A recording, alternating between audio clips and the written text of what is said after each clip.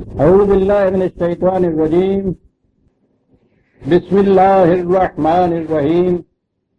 عزیزان من، آج اگست 1974 کی 25 تاریخ ہے اور درس قرآن کریم کا آغاز سورہ الرعد کی یوں کہ یہ تیسری آیت سے ہوگا۔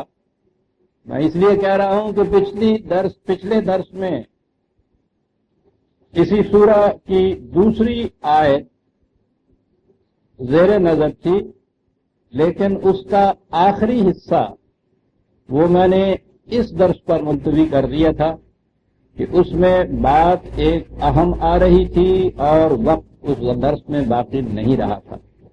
دوسری آیت میں آپ دیکھیں گے کہ قرآن کریم نے مظاہر فطرت پر غور و فکر کی تلقین کی ہے۔ میں دوہرا دوں جو اس نے کہا ہے کہ ان آسمانی فضاؤں کے اندر آپ دیکھ رہے ہیں، یاد رکھیے جسے قرآن سما یا سماوات کہتا ہے وہ ہمارے تصور میں یہ نیلگوں فضا جو نظر آتی ہے یہ مراد نہیں ہوتی، اس کی تو کوئی حقیقت ہی نہیں ہے، یہ تو ہماری حد نگاہ ہے صرف، بلکہ وہ جو فضائی کرے یا جتنی بھی اسے ہم کرے ہی اصل میں کہتے ہیں، اجرام فلکی جنہیں کہا جا سکتا ہے، جو کچھ بھی اس فضا کی پہنائیوں میں، ان بلندیوں میں، سما بلندی کو کہتے ہیں، ان بلندیوں میں جو کچھ بھی ہے اس سب کو قرآن سما کہہ کر پکارتا ہے اور اس کے مقابلے میں عرض کہتا ہے۔ عرض کے معنی ہوتے ہیں نیچے واقعہ جو چیز ہو، اور سما ہوتی ہے جو اوپر واقعہ ہو، اور قرآن کا اعجاز ہے اور کیا کون کون سا اعجاز نہیں ہے۔ کہتا ہوں یہ چیزیں جن سے یہ سمجھ میں بات آتی ہے کہ یہ آج سے 1300 سال پہلے کا تو کوئی فلاسفر اور حکیم اور سائنٹسٹ بھی یہ باتیں نہیں جانتا تھا، کہہ نہیں سکتا تھا کہ جو قرآن حالانکہ سائنس کی کتاب نہیں ہے، اس کا منتہا مقصود اور ہے، ضمناً جو بات بھی اس میں آ جاتی ہے وہ تو ریالٹی اور حقیقت کے خلاف ہو نہیں سکتی۔ سما اور یہ عرض کا لفظ جو ہے، آپ دیکھیے کہ بظاہر ہم بھی آج اسی کو زمین کہتے ہیں، یہ جو ہماری زمین ہے جسے ہم عرض کہتے ہیں، اور کسی اور کو ہم عرض نہیں کہتے، اور یہ جو ہے آسمانی کرے ہم کہتے ہیں، اس کو سما کہتے ہیں۔ لیکن قرآن کریم ایک مقام پہ کہتا ہے کہ سما، ہر سما کے مثل اس کی عرض، کتنی عظیم چیز ایسا ہے۔ یہ سما اور عرض جو ہے یہ ریلیٹو ٹرمز ہیں، یہ اضافی ٹرم ہیں۔ جب آپ کہیں گے کوئی چیز اونچی تو وہ کسی سے اونچی ہوگی، نیچے اس سے نیچے ہوگی، تو یہ جتنے بھی فضا کے اندر یہ فضائی کرے جنہیں آپ کہتے ہیں، اب دیکھیے کس انداز سے بات یہ کہا اس نے کہی ہے کہ ہر اونچا اوپر کا کرہ جو ہے اس کی نسبت سے جو دوسرا نیچے ہے اس کا وہ اس کی عرض ہے، تو اس کی روح سے صرف ایک عرض نہیں ہے، ہر بلند کرے کے مقابلے میں جو اس سے پست کرہ ہے، نیچے سمجھ لیجئے کرہ ہے، اس کی عرض ہے، ہر سما کے مثل اس کی ایک عرض ہے۔ کہتا ہوں کبھی غور کیجیے اور کسی علم الافلاک کے ماہر سے کہیے کہ 1400 سال کی جتنی بھی اسٹرانومی آپ کے سامنے ہے، فلکیات کا علم آپ کے سامنے ہے، یہ چیز کہیں بھی آپ کو وہاں نظر آتی ہے کہ ہر سما کی ایک عرض ہے اور ہر عرض کی ایک سما ہے۔ میں نے عرض کیا نا کہ آج بھی عرض جو ہے وہ ہم اسی زمین کو کہتے ہیں۔ قرآن نے 1400 سال پہلے یہ بات کہی کہ ٹھیک ہے تمہاری زمین تمہارے اوپر جو کوئی کرے ہیں ان کی نسبت سے نیچے واقع ہوئی ہے، لیکن یہ ایک ہی عرض نہیں ہے، ہر سما کی ایک عرض ہوتی ہے، ہر عرض کا ایک سما ہوتا ہے۔ کیا بات ہے اس قرآن کی۔ خیر، تو میں یہ کہہ رہا تھا کہ یہ مظاہر فطرت کی طرف غور و تدبر کے لیے تلقین کر رہا ہے، اور وہ کہہ یہ رہا ہے کہ تمہیں یہ بات ذہن میں نہیں آ رہی، تعجب آ رہا ہے اس بات پہ کہ وہی ایک غیر محسوس سا ذریعہ علم ہے، محسوس طور پر تمہارے سامنے کیوں نہیں آتا؟ بار بار تم یہ کہتے ہو کہ ہم اس جبریل کو دیکھنا چاہتے ہیں، اس فرشتے کو دیکھنا چاہتے ہیں، معلوم کرنا چاہتے ہیں، لکھی ہوئی کتاب ہونی چاہیے۔ کیا دلیل یہ دی ہے کہ کیا تم یہ کلیہ ہے تمہارے سامنے کہ جو چیز تم آنکھوں سے نہ دیکھو اسے تم مانے، اس کے متعلق کہو کہ وہ ہے ہی نہیں؟ اور دلیل دی ہے باہر کی کہ یہ تمہیں شمس و قمر اور یہ جو کرے نظر آتے ہیں یہ فضا کے اندر ہیں نا کہیں کھڑے، کوئی چیز ایسے فضا میں کھڑی ہو سکتی ہے کہ جس کے نیچے کوئی سہارا نہ ہو؟ ان کے نیچے کوئی سہارا نظر آتا ہے تمہیں؟ اور بغیر سہارے کے تو ہیں نہیں. یہ وہ سہارے ہیں جو نظر نہیں آ سکتے تمہیں لیکن سہارے ہیں. تو اگر محسوس کائنات کی یہ کیفیت ہے کہ اتنے اتنے بڑے سہارے تمہیں نہیں نظر آتے، اس کے باوجود تم مانتے ہو نا کہ یہ کسی سہارے پہ ہی کھڑے ہیں، بغیر سہارے کے اتنا بڑا کرہ جو کھڑا رہ سکتا ہے؟ ذرا سی اتنی سی تم کینکری فضا میں پھینکو کیسے نیچے آتی ہے بغیر سہارے کے؟ اور یہ بغیر سہارے کے کھڑے ہیں، بغیر سہارے کے نہیں ہیں، سہارے ہیں جنہیں تم دیکھ نہیں سکتے. تو اگر محسوس دنیا میں بھی یہ کیفیت ہے کہ جو چیزیں نظر سے نہ آئیں ان کے متعلق یہ کلیہ نہیں ہے کہ وہ ہیں ہی نہیں، انہیں ماننا پڑتا ہے. تو یہ دنیا جسے وحی کی دنیا کہا جاتا ہے یہ تو عالم محسوس سے بھی دوسری چیز ہے. تو یہ ساری چیزیں پہلی آیت میں آئیں. ثم استوى على العرش وسخر الشمس والقمر كل يجري لأجل مسمى يدبر الامر يفصل الآیات. کیا عجیب چیز ہے، شمس و قمر کی تسخیر ہے. پھر یہ چیز کہ یہ ابدی نہیں ہے، یہ ایک معین کا لفظ ہمارے ہاں ایسے نظر آتا ہے جیسے پہلے سے کسی چیز کے متعلق لکھ دیا گیا ہو. جو قانون کے مطابق کوئی چیز وارد ہونے والی ہو اس کو بھی یہ چیز اجل کہا جاتا ہے. اس کے معنی اس میں یاد کے ہیں. گھڑی کو آپ چابی دیتے ہیں، 24 گھنٹے جو ہے یہ 24 گھنٹے اس کی اجل کہلاتی ہے. میں نے عرض کیا ہے نا کہ یہ نصاب کی کتاب ہے، دراصل کلاس کے اندر پڑھانے کی کتاب ہے یہ، اور اس کے جتنے شعبے ہیں مختلف ماہرین اس کو پڑھائیں گے، کسی ایک کے بس کی بات نہیں ہے. اسپیشلسٹ ہونے چاہیے ایک ایک فن کے جو اس کتاب کو پڑھائیں. وہ تو ایک ایک لفظ ایسا ہے اس سے آگے جا نہیں سکتا. یدبر الامر، پھر جو چیز محسوس تمہیں نظر آتی ہے اس کے پیچھے پلاننگ کا زمانہ ایک ایسا ہوتا ہے جسے تم دیکھ نہیں سکتے، اور اصل شیٹ تو وہ چیز ہوتی ہے جس میں ان کی ڈائریکشن جو ہے متعین کی جاتی ہے. بہرحال یہ آیات جو ہیں ان کو ہم نکھار کر ابھار کر بیان کرتے ہیں. اور بات جو میں نے چھوڑی تھی یہ کہ لعلکم کاہے کے لیے یہ کچھ کرتے ہیں. میں نے کہا تھا کہ یہ لعلکم بڑی اہم چیز ہے، تاکہ یہ ہو، یعنی یہ سب کچھ پیچھے سے جو بیان کیا ہے وہ بیان کرنا مقصود ذات نہیں ہے، یہ اس کے لیے ہے جو آگے کہا جاتا ہے. میں نے کہا ہے نا کہ عام طور پہ مذہب کے معاملے میں صاحب وہ کوئی عقل کو اور ریزن کو دخل نہیں ہے. لعلکم تو خاص ریزن کی چیز ہے، تاکہ یہ ہو. تاکہ ہی تو لاجک کی بنیاد ہوتی ہے. لیکن ریزن یا لاجک اس صورت میں بنتا ہے کہ وہ جو تاکہ کا بات کہا گیا ہے وہ واقعی جو پیچھے کہا گیا ہے اس کا نتیجہ ہو. وہ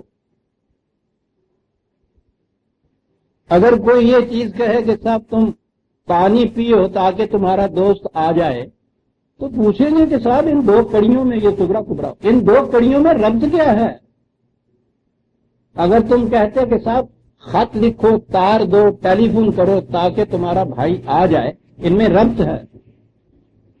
میں مثالوں سے یہ چیزیں واضح کرتا ہوں، ورنہ یہ بھی ایک عجیب الگ علم ہے لاجک کا. یہ کرو تاکہ یہ ہو جائے. اب یہاں لعلکم آیا ہے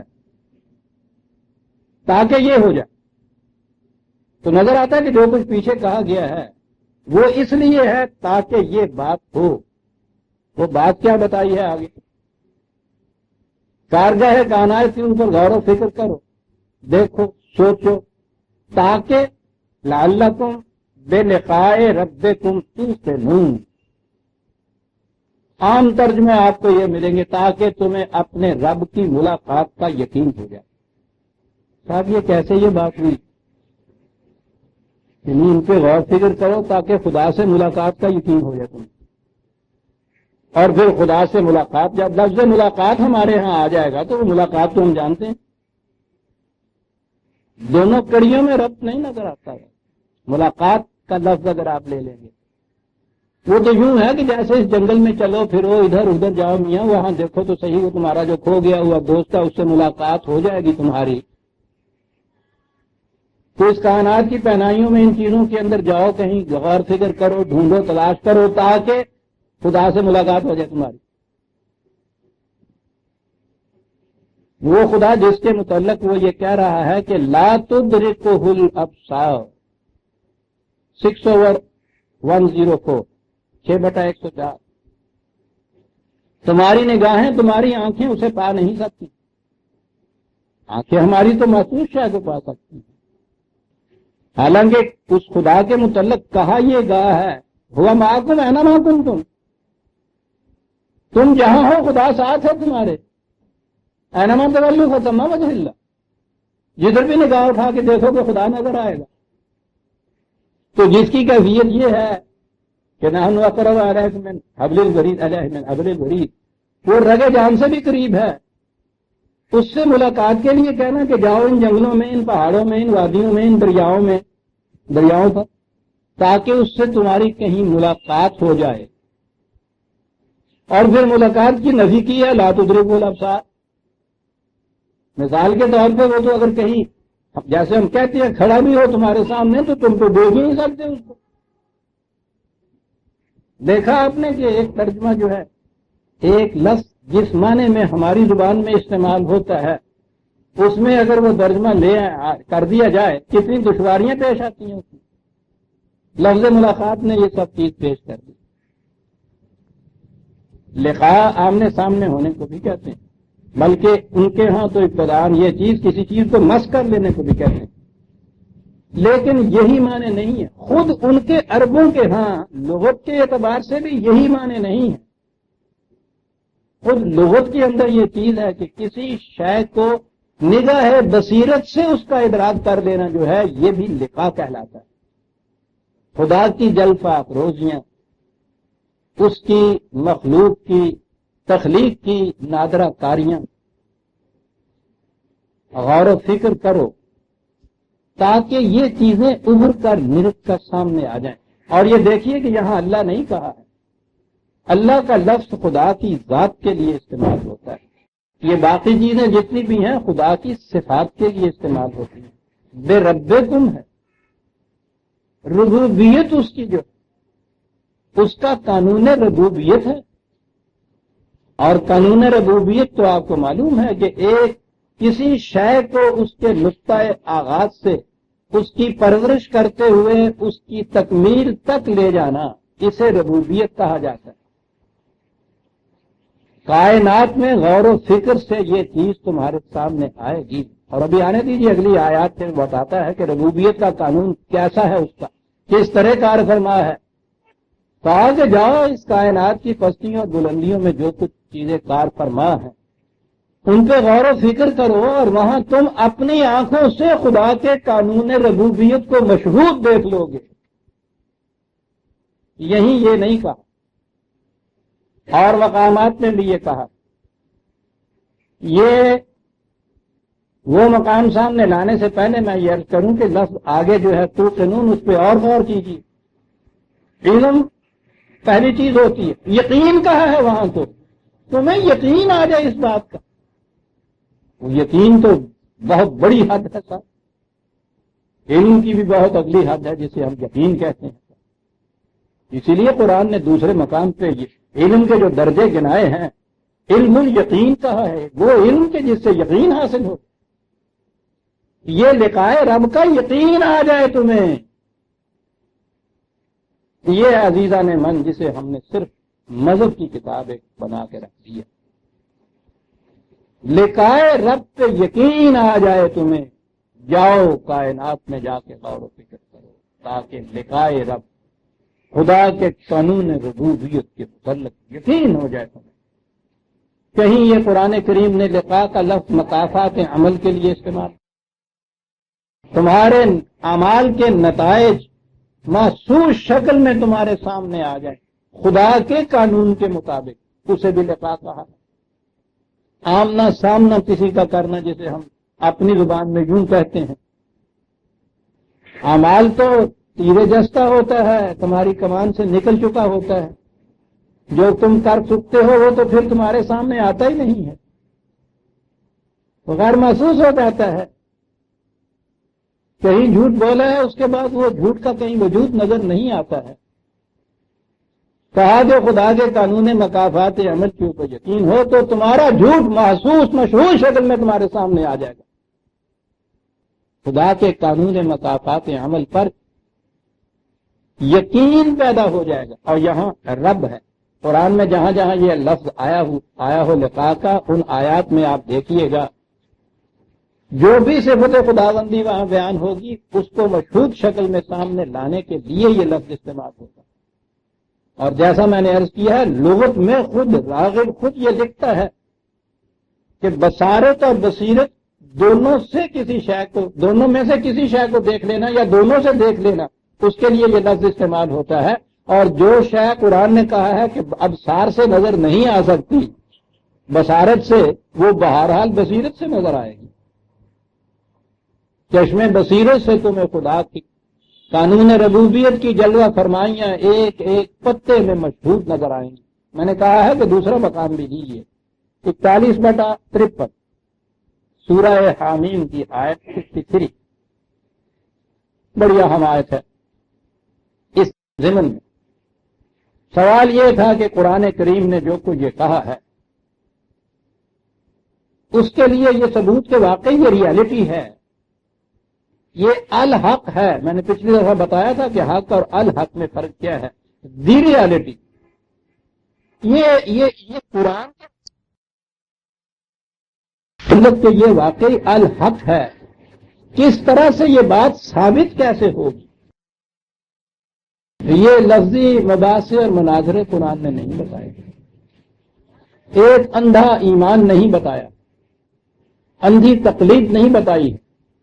کہا یہ ہے کہ سنریہم آیاتنا فی الآفاق وفی انفسہم، عالم آفاق و انفس میں، باہر کی دنیا میں اور انسان کے اپنی ذات کے اندر ہماری آیات چھپی ہوئی۔ جوں جوں یہ آیات جو کچھ اس میں ہو رہا ہے، جوں جوں ان پہ پڑے ہوئے پردے اٹھتے چلے جائیں گے، انسانی علم و تحقیق، جیسے میں نے کہا ہے کہ وہ لفظ ڈسکور بڑا صحیح ہے ان کے ہاں جس کو وہ استعمال کرتے ہیں۔ ڈسکور کور جو پڑا ہوا ہے اس کو وہ اٹھاتے چلے جاتے ہیں، اس کا نام ہے نا جسے تحقیق کہا جاتا ہے۔ انکشاف زیادہ اچھا لفظ ہے جو قرآن نے استعمال کیا اس کے لیے۔ ان کے اوپر یہ موجود ہیں ساری چیزیں، یہ قوانین فطرت کی قوتیں، انسان کے اندر مضمر صلاحیتیں، یہ ساری موجود ہیں، ان کے اوپر پردے پڑے ہوئے ہیں۔ تمہارا علم، تمہاری تحقیق، تفحص اور تجسس ان پردوں کو اٹھاتا چلا جائے گا۔ زمانے کے تقاضے، انسانی علم کا اضافہ، جو اٹھاتے چلے جائیں گے ہم سنریہم۔ اب یہ چیزیں آنکھوں سے انہیں نظر نہیں آتی، پھر یہاں یہ میرے کا لفظ ہے کہ اس وقت تو یہ چیزیں ہم حقائق کی طرح بیان کر رہے ہیں، کچھ دقت آ رہی ہے سمجھنے میں۔ یہ چیزیں ان پہ پڑے ہوئے پردے اٹھتے چلے جائیں گے تو یہ آنکھوں سے دیکھتے چلے جائیں گے، یہ چیزیں ہم ان کو دکھاتے چلے جائیں گے عالم انفس اور عالم آفاق میں، حتیٰ یتبین لہم، تاں کہ یہ بات بانا کے معنی ہوتی ہے کسی بات کا ابھر کے سامنے آ جانا، تاں کہ یہ بات ابھر کے ان کے سامنے آئے گی۔ کیا بات؟ انہ الحق، یہ الحق ہے۔ قرآن کے حقائق اور دعاوی کے الحق ثابت ہونے کے لیے یہ ہے کہ انفس اور آفاق کے اندر چھپی ہوئی خدا کے قانون کی کار فرمائیاں ایک ایک کر کے سامنے آ جائیں انسان۔ اور وہ تو یہ جو سائنس کے محققین ہیں سب سے پہلے تو ان کے سامنے یہ چیزیں آتی۔ انہ الحق، خیال پیدا ہوا کہ یہ اتنا بڑا دعویٰ، اور اس زمانے میں یہ دعویٰ کہ جس زمانے میں اس زمین کے متعلق یہ چیز تھا کہ ایک یہ پڑا ہوا بچھا ہوا بہت بڑا سا ترا کہو کچھ بھی کہو یہ کھڑا ہے، یہ اس زمانے کی پوری آپ کے ہاں کا جغرافیہ یا علم الارض جو تھا وہ یہ ہے اس زمانے کا بطلیموس کا نظام کہ یہ زمین اس طرح سے کھڑی ہے، اور کھڑے رہنے کے متعلق سمجھ میں نہیں آتا تھا کہ کیا کیا جائے، کیسے کھڑا کیا جائے۔ تو اس کو کھڑا کرنے کے لیے پھر یہ کہا کہ نیچے پانی ہے، پانی میں مچھلی ہے، مچھلی پہ بیل ہے، بیل کے سینگ کے اوپر یہ زمین ہے، اور جب وہ ایک سینگ کے اوپر، تو جب ایک سینگ تھک جاتا ہے تو بیل جب سینگ بدلتا ہے تو زلزلہ اس سے آتا ہے۔ یہ اس زمانے کے عزیزان من جہلا کی باتیں نہیں تھیں، اس زمانے کے علم الافلاک کے ماہرین کی باتیں تھیں۔ بطلیموسی نظام کے زمین ساکن ہے، سورج اس کے گرد گھومتا ہے، یہ کل تک یہی نظام آپ کے ہاں چلا آ رہا تھا، یہ تصور، یہ نظریہ کل تک ابھی یورپ تک میں چلا آ رہا تھا۔ تاں کہ کوپرنیکس نے آ کے، انہوں نے آ کے، نیوٹن نے آ کے یہ جو نظریہ تھا اس کی تردید کی، اس کا بطلان کیا۔ تو یہ تو ابھی کل کی بات ہے، تو 1400 سال پیشتر تو یہی اسی چیز کو حقیقت مانا جاتا تھا۔ سوال اس زمانے میں یہ ہوا کہ یہ اتنی بڑی چیز جو قرآن دعویٰ کر گیا ہے کہ زمین بنائے اپنی تمام مخلوق کے گردش کے اندر بھی ہے اور چلی جا رہی ہے، اس قسم کے دعوے کے کلن فی فلک یسبحون، ہر کرہ اپنے اپنے آربٹ کے اندر مصروف گردش ہے، یہ کیسے دعوے کرتا ہے؟ یہ قرآن کہا کہ کیسے کا تمہیں تعجب آ رہا ہے؟ اولم یکفی، اسی آیت کا اگلا حصہ پڑھ رہا ہوں عزیزان من، 41/53 آیت۔ اولم یکفی بربک انہ علی کل شیء شہید، اس کے متعلق تو یہ بات کہو کہ جس کے سامنے یہ چیزیں نہ ہوں، خدا کے تو سامنے یہ ساری چیزیں ہیں، پردے تو تمہاری نگاہوں کے سامنے پڑے ہوئے ہیں نا۔ اولم یکفی، کہا کہ کیا اس دعوے کے ثبوت کے لیے یہ بات کافی نہیں ہے کہ خدا کے سامنے کوئی شے بھی پردے میں چھپی ہوئی نہیں ہے، مشہور ہے۔ تو جس کے سامنے ایک چیز ہو اور دوسرا وہ ہے کہ جس کے سامنے پردہ ہو، پردے کے پیچھے وہ چیز ہو، تو دونوں میں وہ کہا کہ جو فرق ہوتا ہے نا وہی فرق تم میں اور ہم میں ہے۔ خدا کے سامنے مشہود ہے ہر چیز، اسی لیے اس نے عالم الغیب و شہادہ کہا اپنے لیے۔ غیب اور شہادت تمہارے نگاہوں کے مطابق کہا، اس کے نزدیک تو کوئی چیز غیب ہے ہی نہیں، کہ جو چیزیں تمہارے سامنے مشہود ہو گئی، خیر ان کی تو بات اور ہے کہ ان کا علم جانتا ہے، جو ابھی تمہاری نگاہوں سے غائب ہیں اسے ان کا بھی علم ہے، اس لیے کہ ان کی نگاہ، اس کی نگاہوں میں وہ مشہود ہیں، وہ غائب ہیں ہی نہیں۔ اولم یکفی بربک انہ علی کل شیء شہید، اور اس سے اگلی آیت ہے الا انہم فی مریۃ من لقاء ربہم، اس کے باوجود کہا کہ ان کی کیفیت یہ ہے کہ لقاء رب کے متعلق ان کو شکوک ابھرتے ہیں۔ دیکھا کہاں لقاء رب آیا، کائنات میں چھپی ہوئی آیات خداوندی، جوں جوں ان سے پردے اٹھتے چلے جائیں گے، لقاء رب جو ہے وہ ثابت ہوتی چلی جائے گی۔ عزیزان من، بات صاف ہے نا، اس میں خدا کا یوں سامنے آ جانا، یوں مل جانا، یوں ملاقات ہو جانا جسے ہم کہتے ہیں، تو یہ بات تو نہیں، یہ تو اس کے قانون کی کار فرمائیاں ہیں جو اس طرح سے آفاق کی چیزوں پر غور و فکر سے مشہود ہو کر سامنے آ جاتی ہے۔ اور یہاں پھر یہ کہا کہ کہنے والے کے متعلق سوچو کون کہہ رہا، الا، آگاہ رہو، سمجھ لو اس بات کو، انہ بکل شیء محیط، یہاں کہا وہ تو ہر شے کو گھیرے ہوئے ہے۔ کتنی بڑی چیز جو میں نے کہا تھا نا کہ وہ تصور کے کہیں جا کر خدا کو ملا جائے، انہ بکل شیء محیط۔ تو جس طرح سے ہم مثال کے طور پر، میں یہ کہہ رہا ہوں سمجھانے کو، یہ خدا کی مثال یوں نہیں دی جا سکتی، اس نے تو قرآن میں یہ کہا ہے کہ اس کی مثال بھی نہیں دی جا سکتی، لیسا کمثلہ شیء، مثال سے بھی سمجھانا چاہو تو نہیں تھا، مثال بھی نہیں دی جا سکتی۔ سمجھانے کے لیے محیط جسے ہم کہتے ہیں، یہ ایٹماسفیئر جو ہے، یہ جو ہمیں کچھ نظر نہیں آتا، یہ محیط ہے ہم پر، جہاں آپ جائیں گے یہ ایٹماسفیئر ہوگا، یہ جو ہم سانس لے رہے ہیں محیط اس کو کہتے ہیں گھیرے ہوئے، اس انداز کا جو گھیرے ہوئے کوئی چیز ہو کہ کوئی شے اس سے باہر جا ہی نہ سکے، تو وہ کہتا ہے کوئی شے اس سے تو باہر گئی ہوئی نہیں ہے، تمہاری نگاہیں ان پردوں کو اٹھا کے دیکھ نہیں رہی، محرم نہیں ہے تو ہی نواہائے ساز کا، نواہائے راز کا، یہاں ورنہ جو حجاب ہے پردہ ہے ساز کا۔ خود تشبیہ دیتا تھا یہ شخص بھی غالب۔ یہ پردہ جسے ساز کا کہتے ہیں نا، یہ اصطلاح ہے موسیقی کی، وہ تار ستار کی، وہ اس موسیقی اس آواز کا پردہ کہلاتی ہے جو اس تار کے اندر چھپی ہوئی ہوتی ہے اور مضراب کے چھیڑنے سے جاگ اٹھتی ہے۔ یہ موسیقی کی اصطلاح ہے، اچھی تشبیہ ہے۔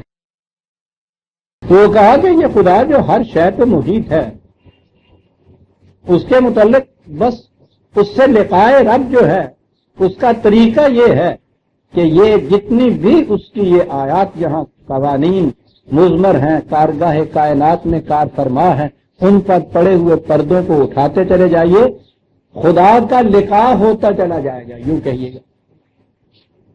تو اس کے معنی ہی ہیں قانون خداوندی کی کار فرمائیاں بے حجاب ہو کر تمہارے سامنے آ جائیں گی۔ لیکن جب ہماری گاڑی دوسری پٹری پہ پڑ گئی یا ہمیں الجھایا گیا اور باتوں میں، اب جناب وہ لقائے رب ہمارے ہاں کے جو مقربین یہاں جنہیں ہم کہتے ہیں وہ ان کے حصے میں آیا، ان کے دعوے اس کے متعلق ہوئے، اور روز رات خدا کے سامنے موجود کھیل رہے ہیں، ان سے باتیں ہو رہی ہیں، احکام لکھوائے جا رہے ہیں، اور پھر کس شکل میں وہ لکھوائے جا رہے ہیں۔ یہ نہ کہنے لگا سمجھ لو کہ یوں ہی روحانی طور پہ وہ ایسا ہو جاتا ہے۔ مرزا صاحب نے یہ فرما دیا تھا کہ وہ جو فلاں پٹواری ہے، یہ درج ہے ان کے اپنے ہاں کے مکتوبات میں کہ ان کا کوئی کام تھا وہ اٹکا ہوا، جیسے وہ تحصیلدار نے کہیں کسی کی وہ تبادلہ کرنے کی بات ہو، لیکن بہرحال کہ وہ پھر خدا کے حضور گئے، وہاں سے اس کی درخواست کے اوپر حکم لکھانا تھا، وہاں سے حکم لکھایا، یہ لکھا ہوا موجود ہے ان کے ہاں کہ اس کے متعلق تمہیں شبہ گزرے شاید کہ یہ نہیں ہوا تو دیکھو آؤ تمہیں میں دکھاتا ہوں۔ انہوں نے کہا کہ اللہ میاں نے انہوں نے سرخ سیاہی لکھا ہے اپنے ہاں، علم کی یہ کیفیت ہے، سرخ سیاہی۔ آپ نے غور فرمایا میں نے کیا کہا؟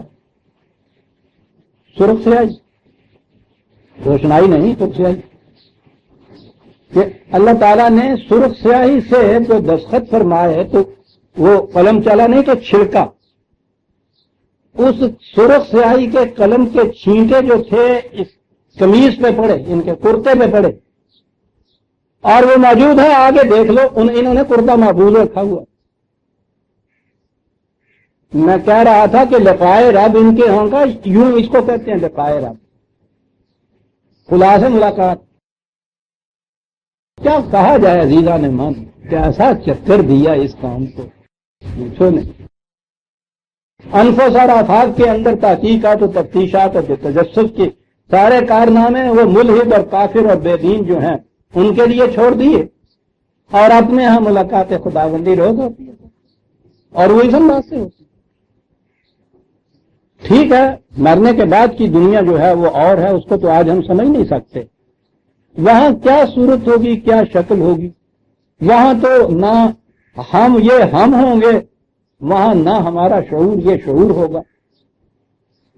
وہ جو میں اس مثال کے طور پہ کہا کرتا ہوں، ٹھیک ہے، رحم مادر کے اندر پیدا ہونے سے ایک دن پہلے کا بچہ جو ہے سارے حواس خمسہ اپنے رکھ رہا ہوتا ہے، لیکن ان تمام چیزوں کے باوجود اس کی کائنات کیا ہوتی ہے؟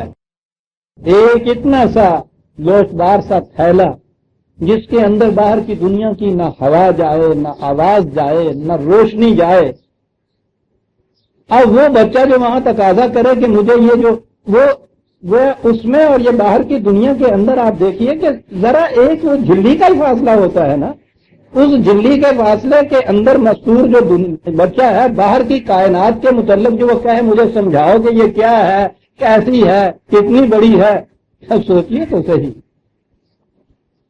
اسی قسم کی ایک جھلی ہے جس کے اندر ہم یہاں ہیں، اس زندگی کے مقابلے میں جو اس کے بعد آنے والی ہے.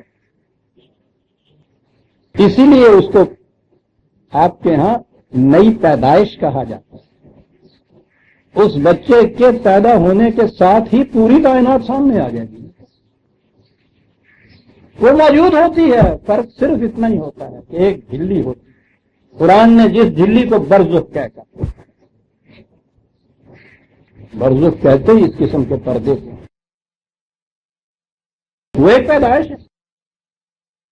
بچہ موجود ہے، زندہ ہے، پیدا نہیں. اس لیے ہم بھی اس زندگی کے مقابلے میں زندہ ہیں، موجود ہیں، پیدا نہیں ہوئے. اسی لیے اس کو پیدائش کہا ہے. چار کموں عزیزاں نے بہت کچھ ہے سینے میں، وقت نہیں ملتا. لعلکم بلقاء ربکم توقنون. اور جاؤ غور و فکر کرو، ان کائنات کے اوپر پڑے ہوئے پردوں کو اٹھاؤ، ایک ایک پردے کے بعد تمہیں خدا کے قانون اور ربوبیت کی جلوہ فروشیاں جو ہیں بے نقاب ہو کر تمہارے سامنے. توقنون، یقین ہو جائے گا تمہیں اس طرح سے. یہ طریقہ ہے یقین حاصل ہونے کا. میں نے عرض کیا تھا کہ پچھلی آیت کے اندر ابھی چند ایک مظاہر کا ذکر آ رہا تھا، درمیان میں لعلکم کہہ کے کہا کہ یہ بات یوں ہی ہم ایک سائنٹسٹ کی طرح یوں بیان نہیں کیے جاتے کہ کتاب کے اندر ہم نے درج کر دیا. اس کا ایک مقصد ہے، اور مقصد ہے لعلکم بلقاء ربکم توقنون. اور پھر آگے چلا، هو الذی مد الارض، وہ خدا کے جس نے زمین کو گول ہونے کے باوجود یوں بچھا دیا ہے کہ تمہیں کبھی محسوس ہی نہیں ہوتا کہ ہم کسی گولے کے اوپر چل رہے ہیں. مد، یہ جو یہاں سے دوسرے مقام پہ تمید قرآن نے جو ورد بنایا ہے اس کے معنی یہ ہیں جو استعمال کیا ہے وہاں، کہ کسی شے کا انتہائی گردش کے اندر وہ ہو، لیکن اس کے اوپر جو چیزیں رکھی ہوئی ہوں نہ وہ کہیں گریں، نہ وہ کہیں لڑکھڑائیں، نہ وہ پھسلیں، نہ ہی ان کو احساس ہو. اب آپ کہیں گے کہ اس دور میں تو یہ چیز ابھی وہ عربوں کے بھی ذہن میں نہیں، دنیا میں بھی کہیں نہیں تھی، تو اس قوم نے یہ الفاظ کہاں سے بنا لیے؟ خدا نے یہ جو چیز کہی وہ تو عالم الغیب والشہادت تھا، اس نے تو یہ چیز کہنی تھی. انہوں نے اپنی زبان میں یہ الفاظ کیسے بنا لیے؟ آبزرویشن بڑی عجیب تھی ان کی. وہ استعمال کرتے تھے، وہ کہتے تھے کہ دیکھتے ہو کہ یہ چکی جو چلتی ہے وہ گھوم رہی ہوتی ہے، اس کے اوپر یہ چیونٹیاں وغیرہ چل رہی ہوتی ہیں. دیکھا کہ اس کی اتنی تیز گردش کے باوجود وہ اپنے انداز میں چل رہی ہوتی ہے. تو یہ جو کیفیت ہے نا کہ کسی چیز کا مصروف گردش ہونا اور اس کے اوپر جو چیزیں ہیں ان کا اس سے متاثر نہ ہونا، اس کے لیے یہ لفظ انہوں نے بنایا تھا، اور اللہ تعالیٰ نے ان کا یہ لفظ عرض کے لیے استعمال کر دیا. اس کی بات کوئی نیوٹن اور کیپلر دے سکتا ہے. اس زمانے میں ایک بات ایسی سائنٹیفک کہنی ہے قرآن نے، اور اس کے لیے یہی زبان موزوں ہو سکتی تھی نا. اور قرآن کے نازل ہونے سے پہلے ان عربوں نے یہ لفظ اپنے ہاں زبان میں رکھا ہوا ہے، ورنہ لفظ قائم کرنے مشکل ہوتے. قائم کرتا تو وہی عرب کہتے کہ صاحب ہمیں تو پتہ نہیں ہے کیا لفظ آپ کہہ رہے ہیں. قائم نہیں کیا کوئی لفظ، اس زبان وہ اختیار کی ہے قرآن نے کہ جس کے اندر ان کے لیے الفاظ موجود تھے. وہ جو میں کہا کرتا ہوں کہ ٹھیک ہے، حضرت یعقوب علیہ السلام کے دونوں، حضرت ابراہیم علیہ السلام کے دونوں بیٹے حضرت اسحاق اور حضرت اسماعیل، حضرت اسحاق کی اولاد کے اندر یقیناً یہ بنی اسرائیل جو تھے ان میں مملکت ملک عظیم بھی رہا، ان کے انبیاء بھی آتے رہے، شاہیتیں قائم ہوئیں، بہت چیز ملی. یہاں وادی غیر ذی زرع کے اندر حضرت اسماعیل آ کے بس گئے. یہ اتنے ہزار سال کیا کرتے رہے یہ قوم، ان کی نسل، ان کا قبیلہ. تو میں کہا کرتا ہوں کہ یہ اتنے ہزاروں سال تک وہ زبان مرتب کرتے رہے کہ جو قرآن کے حقائق کی حامل ہو سکے. بار والذی مد الارض،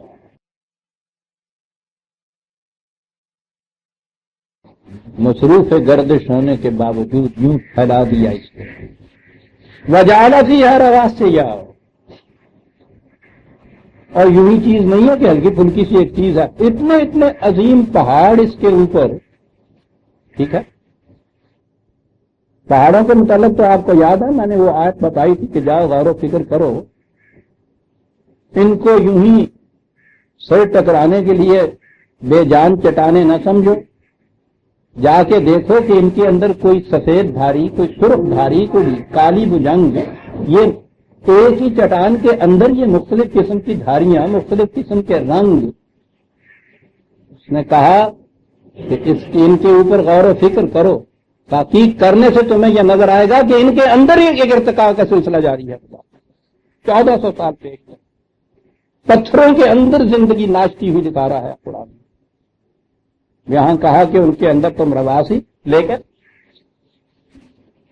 لقائے رب کہا ہے نا اس نے، وہاں قانون ربوبیت ہے نا جس کی طرف وہ یہ دلائل یا شواہد پیش کرتا چلا جاتا ہے.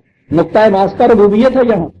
اسی اعتبار سے یہاں جو پہاڑ کا ذکر آیا ہے تو پہاڑ کی وہ جو اندر کے اپنے وہ داخلی تبدیلیاں آ رہی ہیں ان کا یہاں ذکر نہیں کیا ہے. ربوبیت کے لیے کہا وہ انہارن، دریاؤں کے لیے ان پہاڑوں کا وجود ضروری تھا.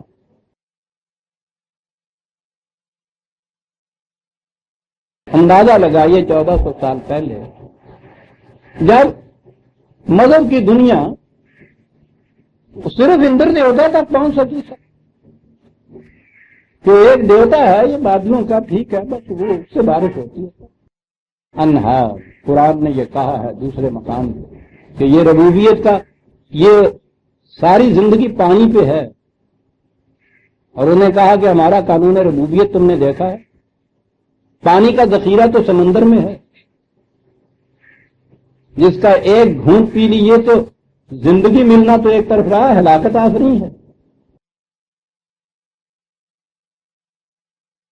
وہ جو مشہور پرانی نظم وہ پڑھا کرتے تھے، water water everywhere, not a drop to drink, not a drop to drink.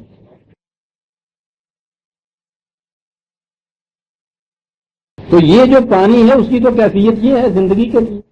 کوئی پودا اگ نہیں سکتا، اگے ہوئے پودے پہ ڈال دیجیے اسی وقت وہ جل کے مر جاتا ہے. کہا قانون ربوبیت کی کار فرمائیاں یہ ہے نا، پانی کا سارا ذخیرہ تمہارا کائنات کل اس عرض کے اوپر، جان کے لیے ہلاکت اور وہی تمہارے لیے ممد حیات. کیسے بنتا ہے؟ سورج کی حرارت قرآن کے تشبیہ میں اس کی کرنیں وہاں سے ڈول بھر بھر کر پانی کا لاتی ہیں. پانی کس قسم کا لاتی ہیں؟ ساری ہلاکت آفری چیزیں سمندر میں رہنے دیتی ہیں اور اس میں سے ڈسٹلڈ واٹر جو ہے وہ اوپر اٹھا کے لے آتی. یہ عزیزان من جن ملکوں میں پانی نہیں ملتا اور سمندر کے کنارے ہیں ان کے ہاں بے حد بڑی، سب سے بڑی پرابلم یہ ہے کہ یہ پانی پینے کے قابل اور کھیتی کے قابل کسی طرح بنا دیا جائے. اس کے لیے پروسیس تو ڈسٹلیشن کا ہی ہے نا، کیونکہ اس کے اندر یہ چیزیں ملی ہوئی ایسے ہیں کہ فلٹریشن سے تو یہ چیزیں الگ نہیں ہو سکتی ہیں، تو دردرے مادے الگ ہوتے ہیں. ڈسٹلیشن، سمندر کی ڈسٹلیشن، اس کے لیے اتنے وہ دریا بنا دے نا، یعنی پوچھو نہیں اس کے اوپر تو کر پائے گا. آپ کو معلوم ہے 50 برس سے قومیں اس کے اوپر بیٹھی ہوئی ہے اس مسئلے کو لے کے، بات میں سے بات نکلتی ہے. وہیں انہوں نے ایک چیز پہ غور کیا کہ صاحب اس طرح سے جو حلول شدہ چیزیں ہیں جن کو الگ کرنے کا فلٹر کا کوئی طریقہ نہیں ہے، انہوں نے کہا کہ خود خدا نے ایک ایسا فلٹر پلانٹ بنایا ہے کہ اس قسم کی حل شدہ چیزیں بھی اس میں سے الگ ہو جاتی ہیں. تو ڈسٹلیشن کی ضرورت نہیں، فلٹریشن ایسا بناؤ. آپ کو معلوم ہے کہ وہ فلٹریشن کا پلانٹ کون سا ہے؟ انسان کا گردہ، جس کڈنی. یہ حل شدہ جو زہریں اندر ہوتی ہیں یا مادے اندر ہوتے ہیں، یہ بائی پروسیس آف فلٹریشن ان کو الگ کرتا ہے. آپ کو شاید علم ہو، امریکہ کی لیبارٹری کے اندر ساحل کے کنارے برسوں سے وہ لگے ہوئے ہیں، اس گردے کا تجزیہ کر رہے ہیں اور کہتے ہیں کہ اگر اس قسم کی کوئی مشین بن جائے جیسے یہ ورک کر رہا ہے، مسئلہ حل ہو جاتا ہے صاحب۔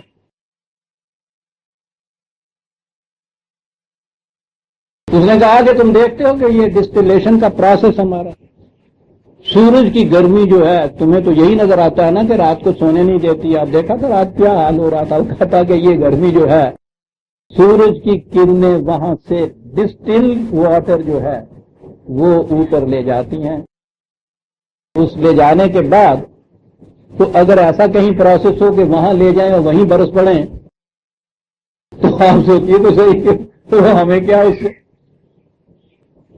پروسیس یہ ہے وہاں کا کہ یہ وہاں سے پھر آگے چلتی ہیں، اوپر پہنچتی ہیں جس وقت تو پھر وہ جو ہوائیں ہیں وہ یہ ویپر جو بنتے ہیں اب خرے ان کا وہ رخ جو ہے بدل کے ان کو وہاں سے چلاتی ہیں۔ قرآن نے کہا ہے اس کا، تو قرآن نے کہا ہے کہ ہمارے گڈریے ہانک کے انہیں لے جاتے ہیں پھر وہاں جہاں ضرورت ہوتی ہے۔ تو سورج بات ہوتے ہیں تو بدوؤں کو بھی تو بات سمجھانے کی تھی نا، لے آتے ہیں سب بلندیوں کے اوپر پہنچ رہے ہوتے ہیں، وہاں آگے پھر آتا پہاڑ کا سلسلہ،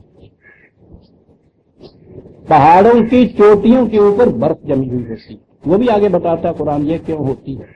لیکن وہاں کی جو سردی ہوتی ہے وہ آپ دیکھتے ہیں پہاڑوں پہ کتنی زیادہ بارش ہوتی ہے، اونچائی میں جتنے چلے جاتے ہیں ٹیمپریچر کم ہوتی چلی جاتی ہے، پہاڑوں کے اوپر برف کی وجہ سے بھی ٹیمپریچر کم ہوتی چلی جاتی ہے۔ واٹر ویپر جو ہیں جب کسی خاص سردی ٹیمپریچر کے اوپر پہنچتے ہیں تو ابخرا جو ہے وہ سردی سے منجمد ہو کے وہ پھر پانی بنتا ہے، پانی اس سے بھاری ہوتا ہے، اس فضا سے جس میں وہ معلق ہوتا ہے، بھاری ہونے کی وجہ سے زمین پہ گرتا ہے، یہ بارش ہوتی ہے۔ وہ اتنا سا تو ہے وہ زمین پہ گرتا ہے۔ اب جو یہ ہوتا ہے کہ صاحب اتنی زیادہ بارش ہوئی ہے سیلاب آ گئے، وہ تو غنیمت ہے کہ سارے کا سارا نہیں ابھی گرتا، ورنہ ایک ہی سیزن میں بہہ جائے یہ ساری دنیا۔ وہ اس کے مطابق جتنی ضرورت ہوتی ہے اس کے مطابق ان دریاؤں کے اندر آنے کے لیے بارش کی شکل ہوتی ہے۔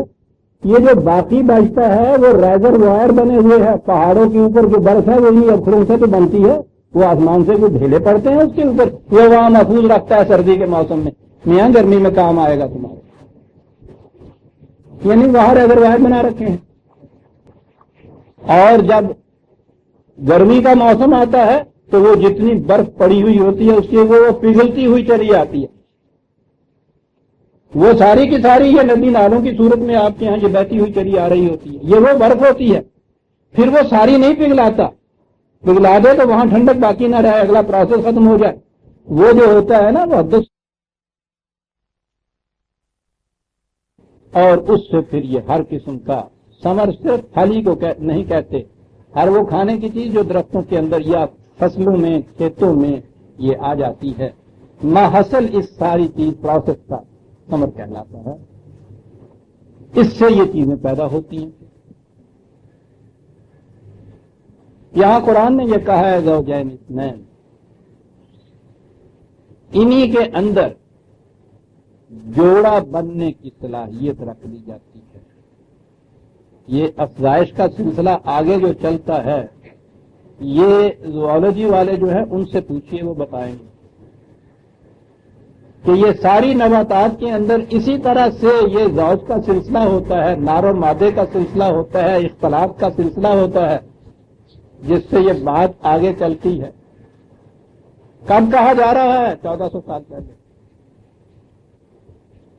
حیوانات میں یہ جو زوج ہیں وہ تو سامنے آ جاتی ہیں چیزیں، نباتات کے اندر وادی نظر میں کبھی ایسا دیکھا ہی نہیں ہم نے، نظر ہی نہیں آتا، ہمارے سامنے تو ہر پھول ایک جیسا ہوتا ہے، یہ بات نہیں۔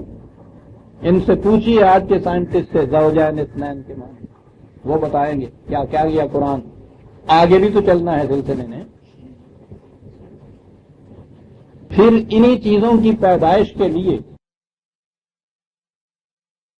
جن علاقوں میں 6 مہینے تک وہ رات ہی رات رہتی ہے وہاں کچھ پیدا نہیں ہوتا، وہ تو غنیمت ہے کہ وہ ذرا سے اوپر سے علاقے ہیں۔ یہ ہر شے کی اگنے کے بعد اس کی نمود پرورش تکمیل تک پہنچنے کے لیے سورج کی روشنی نہایت ضروری ہے۔ آپ اپنے ہاں یوں ہی جس کے آپ کچن گارڈن کہتے ہیں، یہ یہاں پیچھے مکئی لگی ہوئی ہے، جا کے دیکھیے تو صحیح، ایک ہی دن بوئی، ایک ہی بیج، ایک ہی پانی اس کو دیے جا رہے ہیں، ایک جگہ وہ اتنی سی ہے، دوسری جگہ اتنی اونچی پہنچ گئی ہے۔ فرق کس چیز نے پیدا کیا ہے؟ جہاں دیوار کا سایہ رہتا ہے وہ اتنی ہوتی ہے، جہاں سورج کی دھوپ پڑتی ہے وہ اتنی بڑھ جاتی ہے۔ روز آپ دیکھتے ہیں ہوتا یہ ہے، درخت کے نیچے اگا ہوا پودا اتنا سا جاتا ہے، سورج کی روشنی کی ضرورت۔ صحراؤں کے اندر سورج اتنی تابش میں یہ سارا کچھ رہتا ہے، وہاں کچھ نہیں ہوتا تھا۔ اس کے لیے ضروری ہے کہ سورج کی روشنی بھی ملے اور اس کے بعد رات کی ٹھنڈک اور تاریکی بھی ملے۔ وہ کہتا کہ یغشل لیل النہار، لفظ غشا جو ہے پھر یہ آگے چیز میں گزارش کیا ہے کہ یہ عزیزہ نے من یہ مثال کی کتاب ہے یہ، یعنی وہ دن کہیں چلا نہیں جاتا، وہ رات کہیں بھاگ نہیں جاتی، یوں جا کہتا ہے۔ یہ تو اس گردشی کا نام ہے نا، وہ کہتا موجود ہوتی ہیں، یہی تمہارا جو جگہ ہے، یہی یوں کہیے جیسے موجود ہوتی ہیں، تو ڈھانپ لیتی ہے ایک چیز، جاتی تو نہیں ہے کہیں بھی۔ رات اور دن کی گردش اس کے وہی اسی چیز کے لیے، ربوبیت کے لیے یہ ساری جتنی چیزیں ہیں ضروری، یہ چیزیں ہیں جو بیان ہو رہی ہیں۔ ان فی ذالک لآیات، ان چیزوں کے اندر بھی حقیقت تک پہنچنے کے لیے نشانیاں ہیں، علامات ہیں، یہ حقیقت تک پہنچنے کے لیے۔ کس کے لیے علامات ہیں یہ؟ لقوم یتفکرون، ان کے لیے جو غور و فکر سے کام لے۔ پانی بھی آ گیا صاف مصفہ جس سے کھیتیاں ہیں، مدد اردہ زمین بھی بچھا دی، پھر دن اور رات، روشنی اور حرارت اور سکون کے لیے بھی انتظام خود ہی کر دیا۔ ایسی ایک عجیب آٹومیٹک لگی ہوئی مشین ہے، وہ خود بخود ہی بدلتی چلی جاتی ہے، دھوپ کو بھی، روشنی کو بھی، تاریکی کو بھی، خود بخود ہی ہم سو رہے ہوتے ہیں، دن برآمد ہو رہا ہوتا ہے۔ یہ اتنا بھی نہیں ہوتا ہے کہ ہمیں اٹھ کے کہیں جا کے پردہ اٹھانا پڑے تو پھر دھوپ نکلے۔ ساری دنیا سو رہے، صاحب ضرورت ہی نہیں ہے اٹھ کے کچھ کرنے کی، وہ آٹومیٹک وہ ہو رہی ہے، نکلتا ہے۔ یہ سارے انتظامات ہو گئے صاحب۔ کہا دیکھو تو صحیح ہے، وہی زمین ہے تمہارے یہاں کی، وہی پانی ہے، وہی سورج ہے۔ وفی الارض قطع متجاورات، ساتھ ساتھ ملی ہوئی زمین ہوتی ہے۔ وجنات من عناب وزرع ونخیل، اور اسی زمین میں سے جو اسی قسم کی ہوتی ہے، وہی پانی، وہی سورج، وہی رات، وہی دن، ملی ہوئی زمین۔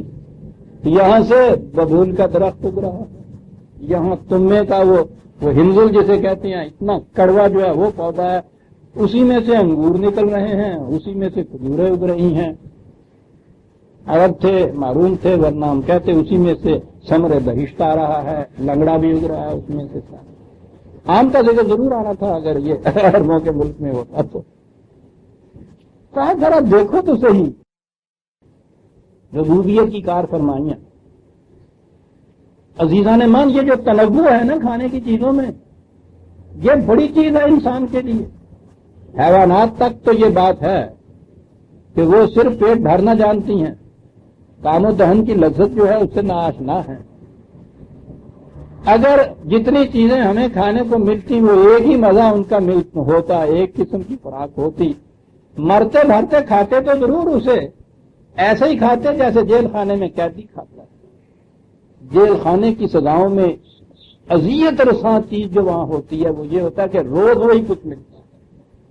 وہ ترس جاتے ہیں اتنے سے گڑ کی بھیلی کے لیے، منہ کا مزہ بدلنے کے لیے، وہاں وپنگ برداشت کر لیتے ہیں، وہ اتنی سی چرا کے بھیلی کھانے۔ تو سوچئے تو صحیح کہ اگر وہی نظام یہاں بھی ہوتا کہ جی یہاں دیتے تو بہت ہمیں روز وہی کچھ ملے گا، وہی ذائقہ ہوگا، تو یہ بدلے گا کیسے صاحب؟ کس طرح کہا بدلے گا؟ دیکھو تو صحیح زمین کے اوپر، اسی زمین، اسی پانی، اسی روشنی، اسی حرارت سے تم دیکھو تو صحیح کہ ساتھ کے ساتھ کتے کے اندر جو چیزیں اگ رہی ہیں، لذت میں مختلف، خوشبو میں مختلف، رنگ میں مختلف، وہ ربوبیت جو ان کے ہاں کی ہے اس میں تو ہمارے اس ذوق لطیف کا اتنا اس نے رعایت رکھی ہوئی عزیزان مان کہ آنکھوں کا سامان بھی اس کے اندر ہوتا ہے۔ اور یاد رکھیے پھل کی پہچان جو ہوتی ہے وہ ہمارا وہ دوست وہ باتیں جو تھی وہ ٹوکری میں شاعرانہ کیا کرتے، کہنے لگے کہ ٹوکری میں ڈھیر لگا ہوا ہوں نا پھل کا، اس میں سے بعض دانے جو ہیں وہ خوب آنکھ مار دیتے ہیں جتنا خوبصورت شکل ہوگی نا پھل کی اور وہ بڑا ابھرا ہوا ہوگا، جھریاں بھی نہ ہوں، جوانی کا عالم ہو، دیکھنے میں جتنا خوبصورت ہوگا آپ دیکھیں گے اتنا ہی زیادہ لذیذ ہوگا اور اتنی ہی اس کی تاثیر زیادہ ہوگی نگاہوں کے لیے لذت، رنگتیں مختلف ان کی۔ تو بعض رنگت تو ایسی حسین ہوتی ہے کہ ہمارے ہاں کے یہ ڈائر جو ہیں وہ محنت کر کر کے اس رنگ کے مطابق رنگ ملاتے جاتے کہ عنابی رنگ کیا ہوتا ہے، عنابوں ہوتا ہے، رنگت مختلف، ذائقہ مختلف، لذت مختلف، پھر اس کے بعد کے اثرات مختلف۔ تو کہتا ہے اسی زمین سے یہ سارا کچھ کہا، کہو کیا یہ قانون ربوبیت جو ہے اس سے ملاقات ہو جاتی ہے یا نہیں ان چیزوں سے آپ کی؟ سنوان وغیرہ سنوان، کہتا ہے پھر اسی وہ کھجور دیکھ لیجیے، ایک تو یوں ہی پورے کا پورا درخت اوپر نکلاتا ہے، ایک دوسرے قسم کی ہوتی ہیں کہ اس میں سے شاخیں ٹوٹتی ہیں، اور وہ کہتا ہے کہ اس کے بعد دیکھیے اس کے پھلوں میں کتنا فرق پیدا ہو جاتا ہے۔ یہ تو خیر وہ عربی جان سکتے ہیں۔ اگلا لفظ کہنے لگا یسقا بماء واحد، یہ اس کے اندر سے جو کھاتے وقت ذرا سا گھونٹ آتا ہے منہ میں، اس میں یہ فرق ہوتا ہے نا اس لذت کے اندر۔ پہلا فرق کہتا ہے ایک ہی قسم کے پانی سے یہ مختلف قسم کے گھونٹوں میں آ رہے ہیں۔ یسقا بماء واحد ونفضل بعضها على بعض في الأكل، اور پھر کھانے کے اندر آپ دیکھیے کہ ایک کی لذت دوسرے سے کس قدر فائق ہوتی ہے، لذیذ تر وہ چیز ہوتا ہے۔ ان فی ذلک لآیات، ان میں بھی بڑی بڑی نشانیاں ہیں، لیکن کن لوگوں کے لیے نشانیاں ہیں؟ لقوم یعقلون، وہ قوم جو عقل و فکر سے کام لیتی ہے۔ وہاں توقنون کہا تھا، پھر یتفکرون کہا ہے، پھر یعقلون کہا ہے۔ مذہب کے سٹیج پہ کھڑے ہو کے گفتگو ہو رہی ہے عزیزان مان، جہاں پہلی آواز ہمارے کان میں یہ کہتی ہے کہ مذہب کے معاملے میں سوچنا جو ہے یہ منع ہے۔ اول من قاس ابلیس، سب سے پہلے جس نے فکر سے سوچ سے کام لیا وہ ابلیس تھا۔ اس نے منطقی دلیل دی تھی نا، وہ یہ کہتے ہیں کہ کہا تھا کہ آدم کو سجدہ کیوں نہیں کیا، تو اس نے یہ منطق ہے نا کہ اسے مٹی سے پیدا کیا، مجھے آگ سے پیدا کیا، آگ مٹی سے فائق ہوتی ہے، اس کو میرے سامنے جھکنا چاہیے، مجھے کیوں جھکنا چاہیے؟ منطق ہے نا۔ آگ ان کے یہاں کلیہ بن گیا کے ساتھ، دیکھا نا اس نے عقل سے کام لیا، مارا گیا ساری عمر، ایک دفعہ عقل سے کام لینے کا۔ اور اگر تم ساری عمر عقل سے کام دو گے تو قدم قدم پہ یہ کہہ رہا ان فی ذلک لآیات، اور جن قوموں نے بھی فکر اور عقل اور تفکر سے کام لیا ہے وہ یقین کے درجے پہ اس پہ پہنچ گئی ہیں۔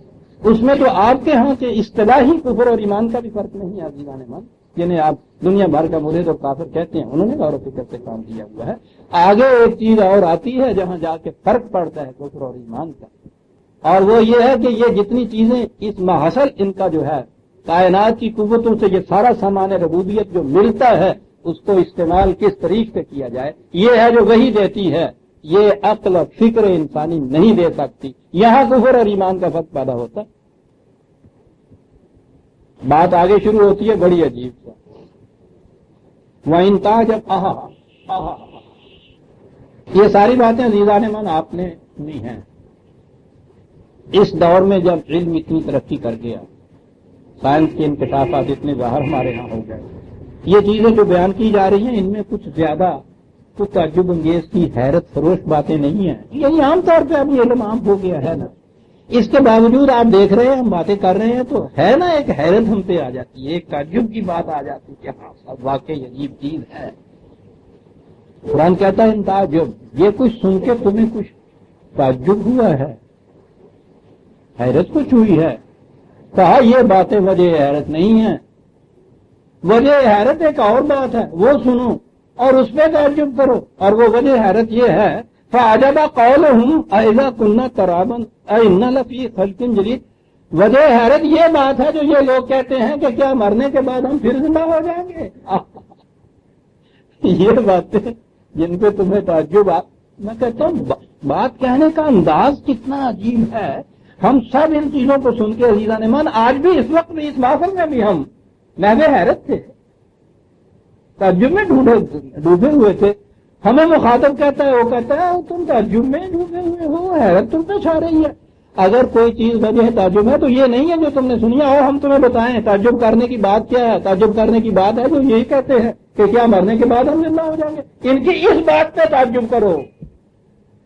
وہ کسی بات کے متعلق یہ کہنا کہ یہ اتنی بڑی یقینی چیز ہے، اسے بیان یوں کرنا کیوں ان چیزوں پہ تعجب کر رہے ہو، یہ تو وجہ تعجب ہی نہیں ہے، وجہ تعجب تو ان کی یہ بات ہے سب جو یہ کہہ رہے ہیں، پاگل کہیں کے نہ ہوں گے۔ سوچیے عزیزان مان، ایک گٹھلی، وہ بھی آپ کھجور کی اگر دیکھیں گے تو پیسیے گا تو وہ بے جان ستو سا ہوتا ہے، سٹون تو کہتے ہیں انگریزی زبان میں ان گٹھلیوں کو۔ زمین کی مٹی ہوتی ہے تو صحیح، اس میں وہ ملا دی جاتی ہے اور اس کے اندر سے ایک چیز پیدا ہوتی ہے زندہ، وہ خود اپنی پرورش کا سامان لیے ہوئے بڑھتی چلی جاتی ہے، ابھرتی چلی جاتی ہے، اور اس کے بعد اس کے اندر اس قسم کے پھل لگتے ہیں۔ یہ سارا کچھ اس سٹون سے یہ پیدا ہوا نا جو اسی قسم کی مٹی میں مل گئی۔ اب دیکھیے بات کہاں سے کہاں آ گئی۔ یہ ہے وہ چیز جس کے لیے قرآن یہ سائنٹیفک چیزیں بیان کر رہا ہے، سائنس کی کتاب نہیں، یہ کہنے کے لیے وہ بات کر رہا ہے کہ یہ چیزیں چونکہ روزمرہ ان کی آنکھوں کے سامنے واقع ہوتی ہیں، اس پہ تو کبھی یہ چیز نہیں ان کو وجہ تعجب ہوئی کہ صاحب یہ کس طرح سے ایک سٹون سے، ایک گٹھلی سے جو ان کے نگاہوں میں بے جان ہے، ان کی نگاہوں میں بے جان ہے، میں نے کہا ہے، اس سے اسی قسم کی بے جان مٹی میں ملنے سے یہ سارا کچھ تمہارے سامنے آ جاتا ہے۔ اور اب تو تحقیق یہ بھی ہو گئی، وہ بوس نے یہاں تک بھی تو تحقیق کی تھی، اور اب یہ ساری چیز دنیا میں پھیل گئی ہے، ان میں احساس ہوتا ہے ان نباتات پودوں کے اندر دکھ درد تکلیف اور اذیت کا احساس ہوتا ہے۔ ان پودوں کی کیفیت یہ ہے، اب اس پہ تجربہ ہو رہا ہے، خاص قسم کا میوزک باجا بجا دیتے ہیں، کھیتوں کے کنارے پہ دگنی فصل ہو جاتی ہے اس سے۔ وہ عزیزان من میں ان کا میوزک کہتا ہوں، یہاں کا نہیں کہتا ہوں، کہ جس سے زندہ بھی مر جاتا ہے کمبر۔ جی بہرحال شرافت اور نجابت، اخلاقیات، حیا، شرم، یہ تو مرتے ہوئے روز ہم دیکھ رہے ہیں نا اس میوزک کے صدقے میں۔ ایک ان کے ہاں کا میوزک ہے، ڈیری فارم میں جا کے رکھ دیتے ہیں، لے جا کے آپ کو بتا دیتے ہیں کہ اسی گائے نے کل یہ 1 بالٹی دودھ کی دی تھی، اور وہاں جو وہ بھیرنی کی ٹیون وہاں شروع کر دیتے ہیں، ڈیڑھا دودھ دے دیتی ہے، دگنی فصلیں لے رہے ہیں۔ یعنی ان کے اندر احساسات یہاں تک ہیں عزیزان من، وہ ایک گٹھلی جسے سٹون کہہ کے پکارا گیا تھا، زمین مردہ کے اندر وہ داخل ہوتی ہے، اور اس میں سے یہ چیزیں جو ہیں یہ پیدا ہوتی ہیں۔ کہا یہ سب چیزیں یہ دیکھنے والے، کہا کہو ان کا یہ کہنا جو ہے یہ زیادہ وجہ تعجب ہے یا یہ زیادہ وجہ تعجب ہے کہ گٹھلی سے پودا کیسے پیدا ہو گیا؟ ان تعجب، ان باتوں پہ تعجب کرنے والوں، یہ وجہ تعجب نہیں ہے۔ آؤ ہم بتائیں وجہ تعجب کیا بات ہے۔ تعجب کرنا ہے تو ان کی اس بات پہ تعجب کرو کہ کیا ہم جب مٹی میں ملا دیے جائیں گے تو وہاں سے نمود ہوگی؟ کہا ان سے پوچھو کہ روز جا کے مٹی میں ملا کے آتے ہو نا اپنی ان گٹھلیوں کو۔ لفی خلق جدید، وہ خلق جدید کے اندر نمود اس کی ہوتی ہے یا نہیں؟ وہ جو کونپل پھوڑتی ہے وہ گٹھلی جیسی ہوتی ہے، خلق جدید۔ پڑا رہنے دو اس گٹھلی کو باہر میز کے اوپر، ساری عمر پڑا رہنے دو، پھر دیکھو تو صحیح، اس میں تو خلق جدید نہیں ہوتی، مٹی میں ملا آتے ہو نا جا کے پھر۔ پھر وہ جو قانون ہے ہمارا کہ اس میں اتنا پانی دو، اس کو کتنی ہوا ملے، کتنی روشنی ملے، اس کے تابع پہ وہ دیکھتے ہو تم کے خلق جدید جو ہے وہ نمودار ہوتی ہے۔ یہ جو انسان کی یہ جو موت جسے تم یہ کہہ رہے ہو، زیادہ سے زیادہ یہی کہو گے نا کہ یہ ایک کھجور تھی جیتے جاگ کے درخت کا پھل، یہ اس کی گٹھلی بن گئی جس میں زندگی کی نمود نہیں کہیں مل رہی، لاش کو یہی کہو گے؟ ایسا ہی ہے نا، موت یہی کچھ تمہاری آنکھوں کے سامنے کرتی ہے نا، تو یہ جتنی مردہ چیزیں ہیں تمہاری آنکھوں کے سامنے وہ زندہ ہو رہی ہوتی ہیں نا۔ اپنے متعلق جب بات آتی ہے تو وہاں کیوں یہ چیز تمہیں موت پڑ جاتی ہے؟ جیسے میں کہوں گا محاورے میں لفی خلق جدید، یہ کیسے ہو رہا ہے؟ قانون ربوبیت ہے۔ تو تم کیا سمجھتے ہو کہ ہمارا قانون ربوبیت کروڑ سالوں سے جو چلتا ہوا، ایک جرثومے سے بات شروع کی اور پیکر آدمیت تک وہ آ گئی ربوبیت، اب فرق سے اتنا ہے کہ تم سمجھتے ہو کہ تکمیل ہو گئی ہمارے پروگرام کی، اور ہم یہ کہتے ہیں کہ نہیں، تکمیل کی طرف لے جانے والی ایک کڑی ہے، تکمیل ابھی اور آگے ہونی ہے، وہی قانون ربوبیت ہے جس نے آگے بھی اس گٹھلی کو ایک درخت کے اندر تبدیل کرنا ہے۔ بات تو صرف اتنی ہے، کہا اولئک الذین کفروا بربہم، یہ پتہ ہے کس چیز سے انکار کرتے ہیں؟ اس کے قانون ربوبیت سے انکار کرتے ہیں، سمجھتے ہیں کہ ربوبیت کا تکمیل ہو گئی، یہاں ختم ہو گیا یہ سلسلہ، آگے نہیں چلتی بات، قانون ربوبیت سے انکار کرتے ہیں۔ کیوں یہ انکار کر رہے ہیں؟ اقرار کس طرح سے ہونا تھا، یقین کیسے آنا تھا؟ تو قانون جو کہا ہے، غور و فکر سے، تعقل سے، بصیرت سے، تجربات سے، مشاہدات سے، مطالعہ سے، یوں یقین آنا تھا نا۔ کہا ان کی کیا کیفیت ہے؟ اولئک الاغلال فی اعناقہم، گردنیں زنجیروں میں بندھی ہوئی، جھکی ہوئی، دیکھنے کے قابل ہی نہیں۔ آپ کو پتا ہے یہ لفظ تقلید جو ہے ان کے یہاں کس کو کہتے تھے؟ قلادہ، یہ جو بھینس گائے کے گلے کے اندر وہ ڈالا ہوا ہوتا ہے توق سا، وہ ڈالے ہی رکھتے ہیں، اس سے رسی باندھتے ہیں نا صاحب، تو وہ اس طرح سے وہ باندھا ہوا ہوتا ہے کہ جس کے بعد پھر وہ اس کو جدھر جی جائے کھینچ کے لیے چلے جائیے، اس کی ساری آزادیاں سلب ہو جاتی ہیں۔ یہاں سے ہے نا یہ تقلید۔ تو کہا کہ تقلید کی اغلال، گویا کچی رسی بھی نہیں جو ٹوٹ جائے، تقلید کی مضبوط زنجیر گلے میں پڑی ہوئی ہے۔ سمجھنے، سوچنے، فکر کرنے کی صلاحیتیں سلب ہو جاتی ہیں یہ جب یہ چیز ہو، جب یہ بات ہو کہ صاحب یہ چیز ہمارے اسلاف کرتے چلے آ رہے ہیں، ہم بھی یہ کہہ رہے ہیں، یہ ہے چیز۔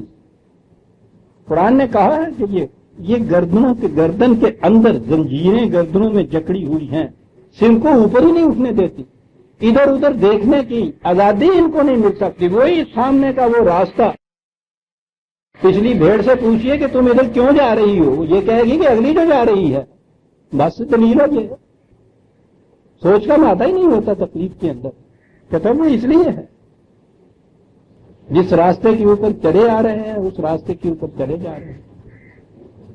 جن کے ہاں کے جغرافیے میں آج بھی 3 ہی بر اعظم ہوں، کیونکہ وہ کتاب اس زمانے میں لکھی گئی تھی جب یہ 2 ابھی یہ آسٹریلیا اور امریکہ یہ دریافت نہیں ہوا تھا، ان کا اضافہ ہی نہیں ہوتا۔ بات یاد آ گئی، دلچسپی ہے، لارڈ کرزن تھا غالباً علی گڑھ یونیورسٹی میں گیا تھا، وہاں ایک جغرافیہ کے پروفیسر تھے اور جلال الدین صاحب، بڑی شہرت تھی ان کی اس زمانے میں۔ تو اس نے آگے یہ پوچھا، دیکھیں یہ لوگ بھی کتنے ذہین ہوتے تھے، جغرافیے کے استاد تھے، اسے جا کے پوچھا کہ جی جب آسٹریلیا دریافت نہیں ہوا تھا تو دنیا میں سب سے بڑا جزیرہ کون سا تھا؟ تو انہوں نے نام لے دیا ہوگا مثلا مدغاسکر کا، جو اس زمانے میں سب سے بڑا تھا۔ کرزن نے کہا کہ نہیں جناب، میں دعویٰ نہیں کرتا تم سے زیادہ علم کا، لیکن اتنی سی بات کہتا ہوں کہ اس زمانے، پھر دوہرا دوں سوال کو، کہ جس زمانے میں آسٹریلیا دریافت نہیں ہوا تھا دنیا کا سب سے بڑا جزیرہ کون سا تھا؟ اس نے کہا مدغاسکر۔ کہا کہ نہیں، اس وقت بھی سب سے بڑا جزیرہ آسٹریلیا ہی تھا، دریافت نہیں ہوا۔ لیکن یہ جو گلے کے توق ہوتے ہیں، یہ اغلال قرآن کے جو گلے وہ سر کے، ان کی کیفیت یہ ہے کہ وہ تین ہی بر اعظم مانتے ہیں۔ اب تک یہ مانتے ہیں کہ زمین اسی طرح سے طاقت پڑی ہوئی ہے، صاحب اغلال ہے۔ وہ کہا کہ کوئی بات نہیں ہے، یہ جو کچھ کرتے ہیں ان کے اس طرح سے سر جھکائے ہوئے، حیوانوں کی طرح نیوڑائے ہوئے، گردن جھکائے ہوئے، ایک راستے کے اوپر بندھے ہوئے چلے جانے سے کائنات کا کچھ نہیں بگڑتا، ہمارے قانون ربوبیت کا کچھ نہیں بگڑتا۔ ہوتا کیا ہے؟ اولئک اصحاب النار، ان کی جتنی بھی امیدوں کی، ترقیوں کی، کاربالیوں کی، علم کی دنیایں ہیں وہ ساری جھلس کر رہ جاتی ہیں، آگے چل ہی نہیں سکتے۔ اور یہ کوئی وقتی بات نہیں ہے، ہم فیہا خالدون، جب تک گردن کو اسی طرح سے جھکائے ہوئے حیوانوں کی طرح چلتے چلے جائیں گے، اسی کیفیت کے اندر یہ رہیں گے، بدل نہیں سکتی یہ کیفیت۔ یہاں تو پھر سر اٹھا کر چلنا ہوگا، چاروں طرف دیکھ کر چلنا ہوگا۔ یہ اس لیے کائنات بنائی تھی ہم نے، یہ چیز کرو گے پھر یہ صورت پیدا ہوگی، ورنہ تمہاری امیدوں کی، والیوں کی، آزادیوں کی، ترقیوں کی کھیتیاں جھلس کر رہ جائیں گی۔ کہتا ہے اس کے اوپر یہ بات کہیں گے کہ صاحب وہ تو دیکھیے وہ تو کوئی نہیں جھلس گئی، ہم دیکھتے ہیں کہ یہ ہوتا ہے۔ وہ کہتا ہے ٹھیک ہے۔ بار بار قرآن میں آپ دیکھیں گے وہ یہ کہتے ہیں کہ یہ جو تم کہتے ہو کہ ہمارے غلط نظام سے، یہ تو کائنات کی بات آ رہی تھی نا، آگے نظام کی بات آتی ہے کہ یہ سب کچھ بھی ہو، نظام غلط ہو تو پھر بھی انسانیت کی کھیتی جو ہے وہ جھلس جاتی ہے۔ یہ سامان نہیں جلتا اس وقت پھر انسان جلتا ہے۔ تو آپ کو پتہ ہے یہ جہنم جو قرآن نے لفظ استعمال کیا ہے یہ کس کے جلنے کے لیے کہا ہے؟ سامان نہیں جلتا ہے۔ یہ سیمیٹک زبان میں یہ ایک مشہور چیز تھی، ایک وادی تھی وہاں فلسطین کے اندر، اس وادی کے اندر جہنی اس کا وادی کا نام، وہاں ایک بہت بڑا بت، تو اس بت کے سامنے زندہ انسانوں کی تو جلا کر قربانی دیتے ہیں۔ جہاں انسانیت کو جلایا کسی کی انسانیت جلتی، وہاں سے یہ لفظ لے آیا ہے سیمیٹک زبان میں قرآن۔ جہنم کے معنی وہ وادی، وہ مقام جہاں انسانیت جل جاتی ہے۔ جلتی کب ہے انسانیت؟ جہیم کا لفظ پہ وہ استعمال ہوا ہے۔ جہاں کے معنی ہی ہے کسی چلتی ہوئی چیز کا رک جانا،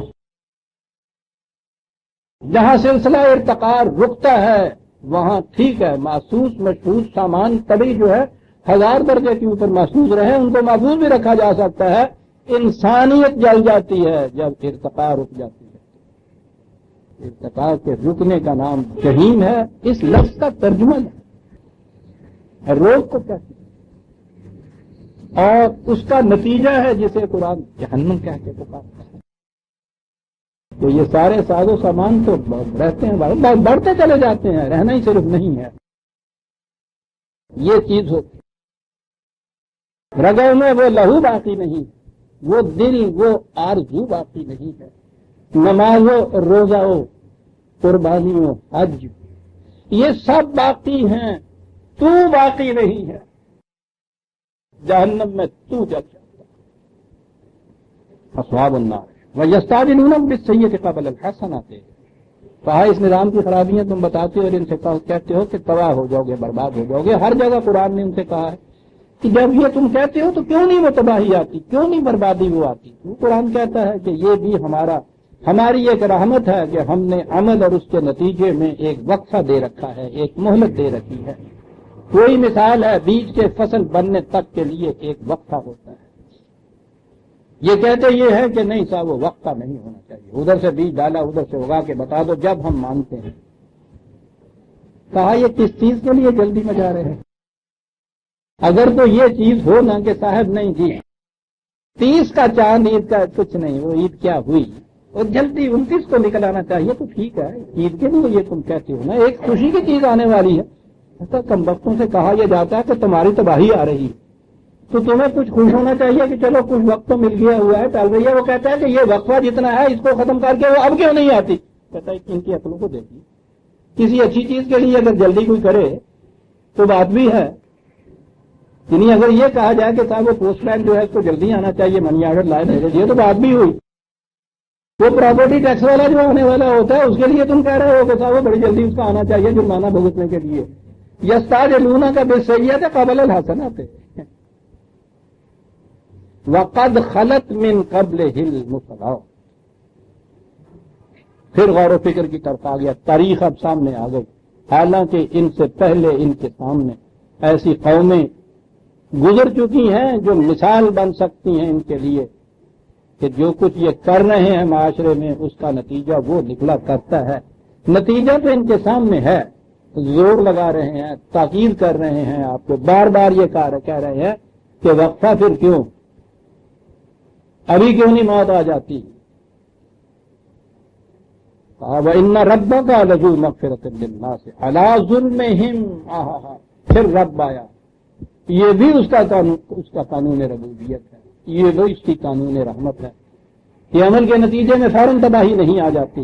لَذُو مَغْفِرَةٍ لِلنَّاسِ، وہ حفاظت کا سامان دیتا ہے، مہلت کا وقفہ حفاظت کا سامان ہے۔ حادثے سے فوری موت واقع ہوتی ہے، کسی مرض سے فوری موت واقع نہیں ہوتی ہے، ضرور وقفہ اس میں ہوتا ہے۔ یہ وقفہ کیا ہے؟ حفاظت کا سامان ہے کہ اب بھی جان بچ سکتی ہے، اب بھی جان بچ سکتی ہے۔ یہ کیوں دیا ہے یہ حفاظت کا سامان؟ ان ربک لذو مغفرۃ، اس کی ربوبیت کا تقاضا یہ ہے کہ جہاں تک ممکن ہو سامان حفاظت مقصد بتاتا چلا ہے، لفظ ازمان علی ظلمہم، تمہاری ان ساری زیادتیوں کے باوجود وہ پھر بھی تمہیں موقع دیتا چلا جاتا ہے، علی ظلمہم۔ اور جب یہ وقت ختم ہو جاتی ہے تو ان سے کہو کہ ڈراوا نہیں ہے، دھمکی نہیں جو ہم دے رہے ہیں، ان ربک لشدید العقاب، عقب ہے یہاں، پیچھے پیچھے چلا آ رہا ہے، دبوچے گا آ کر۔ اس کے جو مغفرت کا یہ قانون ربوبیت کی مغفرت کا جو حصہ ہے، اسے تو غنیمت سمجھنا چاہیے تم کو، وگرنہ پکڑنے میں اس کے دیر کیا لگے، مشکل کیا ہے اس کے لیے؟ وہ تو جب ہو کہ تم اکیلے کہیں اشتہاری مجرم بن رہے ہو، کہیں پکڑی نہ جا رہے ہو، سب انڈر گراؤنڈ چلے گئے ہو، سب قبالی نہیں، تو جس چور کے پیچھے لگا ہوا ہے سپاہی، اس کے پکڑنے میں مشکل کیا ہونی ہے؟ تو کہا اس لیے ہم نے دبوچ نہیں ہم دیتے کہ شاید اب بھی تم باز آ جاؤ، اب بھی اصلاح کر لو، اب بھی یہ چیز کر لو۔ اور وہ تو اتنا رہی واقعہ ہوا ہے انسانوں کے ساتھ کہ جب انسان اپنے ہاتھوں کے ظلم کی لائی ہوئی تباہی سے مرنے لگتے ہیں، وہاں خدا یہ کہتا ہے یا حسرتن علی العباد، او میرے بندو تم نے کیا کیا، اپنے سب آہ نکلتی ہے خدا کے قلب حزین سے اس وقت بھی۔ اتنا ذو مغفرت اور اتنا ذو رحمت ہوگا، لیکن قانون جو ہے پھر وہاں آ کے جذبات کچھ نہیں کام دیتے۔ وَإِنَّ رَبَّكَ لَشَدِيدُ الْعِقَابِ، یہی چیز ہوگی۔ سورہ الرعد کی ہم آیت 6 تک آئے ہیں عزیزان میں، 7ویں آیت سے ہم اگلے درس میں لیں گے۔ ربنا تقبل منا انک انت السمیع العلیم۔